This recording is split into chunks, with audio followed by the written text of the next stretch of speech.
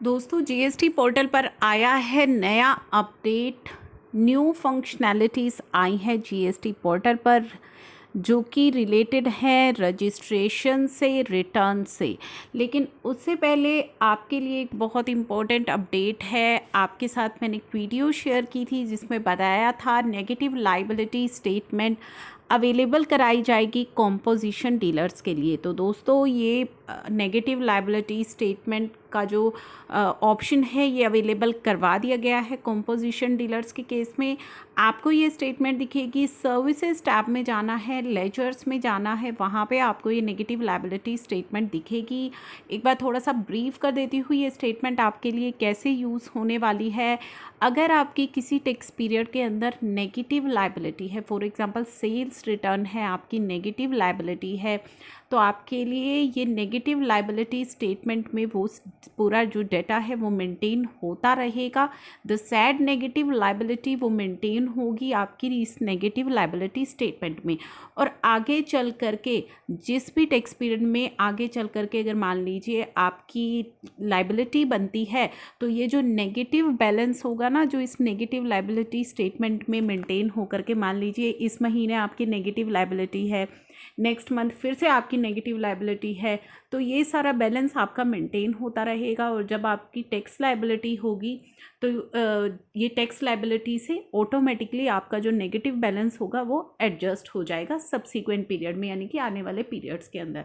तो negative balance lying in the negative liability statement will automatically adjusted against the liability of subsequent tax period. ठीक है, I hope ये point आपको समझ में आ गया हो। तो ये नेगेटिव लायबिलिटी स्टेटमेंट इस तरीके से काम करेगी। ये जो है पोर्टल पर अवेलेबल करवाई गई है, कॉम्पोजिशन टैक्स पेयर्स के लिए अवेलेबल हो चुकी है। अब बात आती है GSTR 3B की। GSTR 3B के अंदर भी हम वेट कर रहे हैं कि हमें नेगेटिव फिगर्स का जो है ऑप्शन अवेलेबल करवाया जाए, या इस तरह की कोई नेगेटिव लायबिलिटी स्टेटमेंट हमारी 3B के लिए भी आए, नॉर्मल टैक्स पेयर्स के लिए भी आए, क्योंकि वहाँ भी सेम इश्यूज़ रहते हैं। अभी तक भी हम GSTR 3B में अपनी नेगेटिव वैल्यू एंटर नहीं कर पाते, तो जल्दी ही नेगेटिव वैल्यूज़ के लिए भी कोई अपडेट आ सकता है। काफ़ी टाइम से ये आ रहा है न्यूज़ में कि GSTR 3B में अब आप अपनी नेगेटिव वैल्यू शो कर पाएंगे। बहुत ही पुरानी एक वीडियो भी मैंने अपलोड करी थी जब ये अपडेट आया था कि जल्दी ही आपको अवेलेबल करवा दिया जाएगा।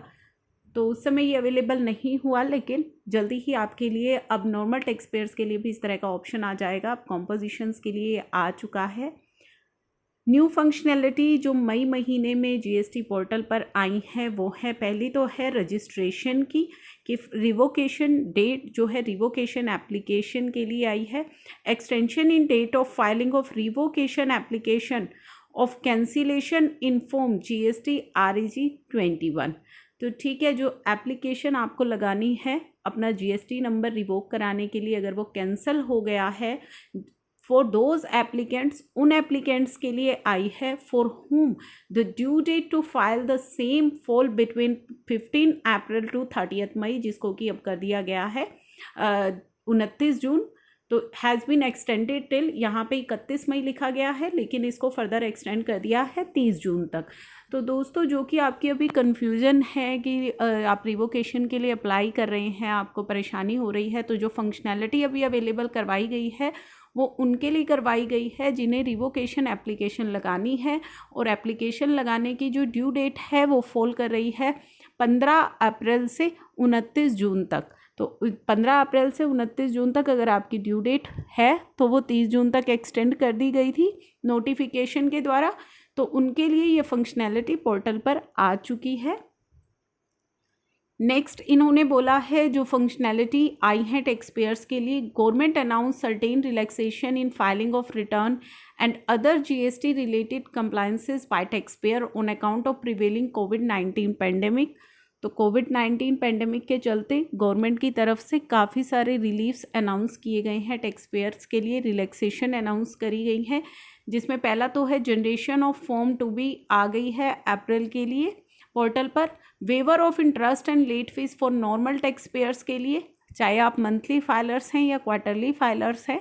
तो GSTR 3B में जैसा कि आपने देखा है लेट फीस में राहत दी गई है, इंटरेस्ट रेट में राहत दी गई है। साथ ही कॉम्पोजिशन टैक्स पेयर्स को भी जो रिलीफ दिए गए हैं ये फंक्शनैलिटी पोर्टल पर अवेलेबल हो चुकी हैं। Extension in date of various GST compliances की जो डेट्स हैं उन्हें भी एक्सटेंड किया है, जैसा कि अभी एक्सटेंशन दी है। अगर डेट्स आपकी फॉल कर रही हैं कोई एप्लीकेशन लगाने की, कोई अपील की, तो वो डेट्स अगर 15 अप्रैल से 29 जून तक फॉल कर रही हैं तो उन्हें 30 जून तक एक्सटेंड किया गया है। तो ये सारी फंक्शनैलिटी पोर्टल पर अवेलेबल करवा दी गई है। Relief to taxpayer regarding late fee for delay in filing 3B, और उसी के साथ साथ टैक्स पेयर जो कि कंपनी एक्ट में रजिस्टर्ड हैं वो EVC के थ्रू अपनी GSTR 1 एंड 3B की फाइलिंग कर सकते हैं। ये सभी फंक्शनैलिटी पोर्टल पर अवेलेबल हैं। तो ये अभी पोर्टल पर अपडेट आया है रिसेंट फंक्शनैलिटीज़ का। इसके अलावा जो आपको पहले भी फंक्शनैलिटी अवेलेबल करवा दी गई हैं उनकी वीडियो ऑलरेडी मैं अपलोड कर चुकी हूँ। तो ये अभी रिसेंट जो फंक्शनैलिटीज़ हैं वो मैंने आपके साथ इस वीडियो में डिस्कस करी है। I hope you like the video. Thank you for watching.